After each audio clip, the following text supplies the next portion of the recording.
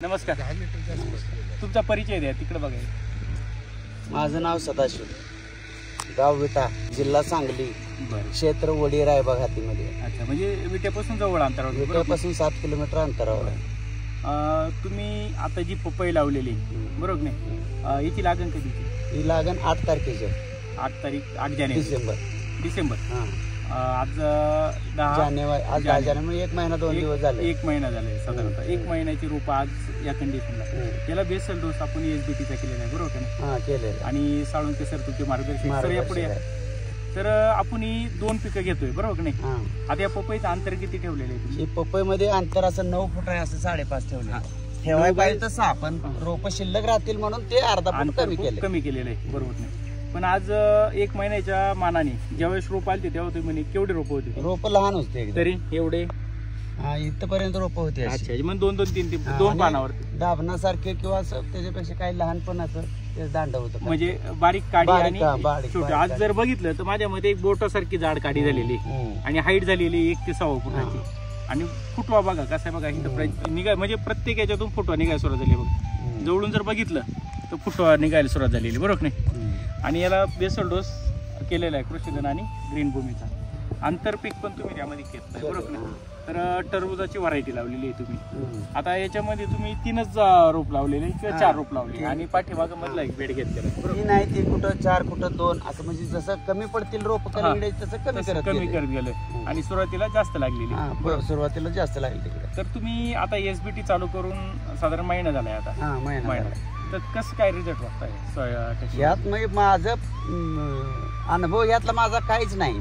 त्याच्यामुळे कशी किती वाढ होती हे मी काही सांगू शकत नाही. पण तरी एकंदरीत काय वाटतं? पान वगैरे चांगलं स्ट्रॉंग वाटतंय. पान बघायचं, झाडाची वाढ बघा, खोड बघा, बुंदा मजबूत आहे, चांगला आहे. म्हणजे हे तरी तुम्हाला दिसतंय का नाही बरोबर का नाही? आणि माती नरम झाली का नाही, माती किती नरम झाली हे पण कळतं ना आपल्याला. तुम्ही 2 दिवसात पाणी देताय, मग त्या पद्धतीनं पाण्याचं जे आपण म्हणतो वापसा कंडिशन बरोबर येते बरोबर नाही. आणि हलकी जमीन, एवढी काही भारी जमीन हलकी आहे. तर सर तुम्ही मार्गदर्शन केले तर साधारण किती कृषी धन भरले गेले याला? रोप लावतानाच फक्त भरलेलं आहे, असं काही जमिनीत बेसल लोड्स असं म्हणजे रोपाच्या जागीच आपण केलं. रोपाच्या जागीच फक्त टाकलं. जिथे जिथं रोप आहे तिथे टाकलेलं आहे. आणि सॉईल आपण ड्रिपने दिलेलं आहे. ड्रिपने दिले, ड्रिंचिंग असं. हा, ड्रिपद्वारेच गेले. वरून काही काही स्प्रे झालेले घातले क्रॉप बुस्टर, फ्रूट बुस्टर आणि कॉर्न स्प्रे झाला. तर काय वाटलं त्यानंतर तुम्हाला? कालच स्प्रे झाला. पण कॅनोपी वगैरे कशी मस्त, पानं वगैरे सुंदर बरोबर नाही. आणि विशेष म्हणजे तुम्ही या क्षेत्रात नवीन.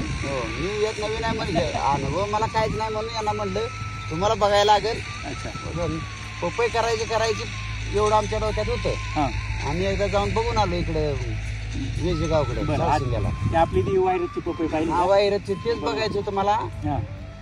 आणि त्यांना विचारलं रोप कुठून आणली, काय आणली, तर त्यांनी सांगितलं इकडून आणली कोणाचं बरोबर. आता हा पूर्ण प्लॉट 2 एकरचा आहे ना? 2 एकरचा प्लॉट आहे. आंतरपीक आणि ते एक उभं राहिलं जर आपण एक सर्व उभं राहून बघा, सर्व बाजू तुम्हाला एक सारखे दिसते बरोबर नाही. थोडंसं आपण चालताना बोलूया. आता टरबूज बघितलं किंवा पपईची झाडं जर बघितले तर एकसारखी वाढ, एकसारखी हे कॅनोपी त्याची बरोबर नाही. तर म्हणजे तुम्ही नव्याने एसबीटी चालू केली. आता ऍक्च्युअली तुमच्या पोल्ट्रीमध्ये खूप मोठं काम आहे. सर्वात जास्त लक्ष तिकडे आहे तुमचं. आता पोल्ट्रीसाठी तुम्हाला आपण कॅटल फीड देणार आहे ज्यावेळेस तुमचा नवा लॉट येईल त्यावेळेला. तर त्याचा अनुभव आणि याचा अनुभव, तर शेतकऱ्यांना काय मार्गदर्शन करू शकता का? सॉईल बुस्टर टेक्नॉलॉजी पद्धती तुम्ही वापरली आता आपण बोलतोय ही, आणि साळुंके सरांच्या मार्गदर्शन याच्यात आपण आता कितपत पुढे जातोय बरोबर. की आता आपल्याला रिझल्ट टाकल्याशिवाय करणार नाही. अभ्यास आम्ही करणार, पण परीक्षा शेवटी तिने अभ्यास केला होता.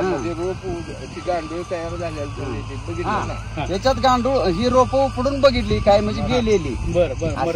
चालू रोप नाही, गेलेलं दुसरं लावताना बघितलं तर ते खाली गांडूळ तयार झाले, टाकले होते तिथे गांडूळ तयार झाले. याच्यावरून तुम्हाला काय लक्षात आलं का नेमकं काय नाही, म्हणजे माती ही भुसभुशीत होणार एवढं त्याच्यातून समजतंय. आणि सर्वात जो महत्वाचा म्हणजे म्हणताय गांडूळ, तर शेतकऱ्यांचा सर्वात मोठा मित्र शेतीमधला असेल तर गांडूळ. म्हणजे ज्या अर्थी जिथं गांडूळ तयार होतो त्या अर्थी तिथं विषमुक्त जमीन झालेली. आणि तो विषमुक्तचा पुरावा तुमचे गांडूळ आहे बरोबर नाही. म्हणजे जमीन भुसभुशीत करणे, ऑक्सिजन होणे असेल तर तुम्हाला गांडूळही आपल्या जमिनीत पाहिजे आणि ते तुम्हाला दिसायला सुरुवात झाली. म्हणजे तुम्हाला 8-10 दिवसाच्या अंतरामध्ये दिसायला बरोबर का नाही. 100% जेव्हा तुम्ही यूज करणार आहे, आता हा पण पहिला व्हिडिओ आहे प्राथमिक, त्याच्यानंतर आपण टप्प्याटप्प्यात आपण हे व्हिडिओ आपण बघणारच आहे सगळे, तेव्हा आपण याचा अनुभव घेणारच आहे बरोबर नाही. तरी आतापर्यंतच्या अनुभवामध्ये एकंदरीत तुम्ही समाधानी आहात का? आता चालू आहे एवढ्यात तर समाधानी आहे. आता इथून पुढे काय काय लागते त्या हिशोबाने करत जायचं. आणि NPK ग्रेड काय वापरले सर आपण आपल्या द्यायच्या त्यांच्याकडे शिल्लक शिल्लक आहे. आहे 10-15 दिवसात किती देणार? 15 दिवस झाले. 19 वगैरे निवडे आपल्यातलं काय जुना आहे. पूर्वी किडी होते त्यासाठी आणलेलं 1340 आहे, 1305 जुनी जे आहे ते संपून टाकायचे, ते संपवून टाकायचं आणि लागेल ते आणायचं. स्प्रे मध्ये तेवढं क्रॉप आणि बेसल डोस. बेसल डोस पहिल्यांदा भरलाय चालू करताना. आता नवीन पुन्हा म्हटलं ही पेपर काढायचा. आमचं नियोजन झुकेनी करायचं असं यांच्या म्हणलं करूया, म्हणलं ते उकडून टाकायचं त्यात लावायचं 2 महिन्यासाठी. बरोबर काहीतरी घालायचं खत त्याला, नक्कीच होईल. ते डबरे पुरतच घालायचं आणि हलवायचं खुरप्यानं. पण ही बांगलून हे आम्ही कशासाठी केलं नियोजन, पपई लावायचे ही असं सोडून नाही म्हणून अहो पेपर मल्चिंग टाकूनच करायचं. पपई आपण खर्च किती होते लावायचं म्हणजे कलिंगड चला अतिशय सुंदर प्लेन. कारण मल्चिंग जर केलं तर तुमचं तण वगैरे या गोष्टी किंवा मॉइश्चर ते व्यवस्थित टिकणार बरोबर. आता पातूर घायला आलं असतं पैसे घालून. आता सर तुम्ही तर मार्गदर्शन करता विटामध्ये, तर तुमच्या शॉपचं नाव आणि नंबर सांगा. शॉपचं नाव कृषी रत्न विटा सेंद्रिय शेती सेवा विटा. बरं, आणि फोन नंबर द्या एकदा. 9545 187518.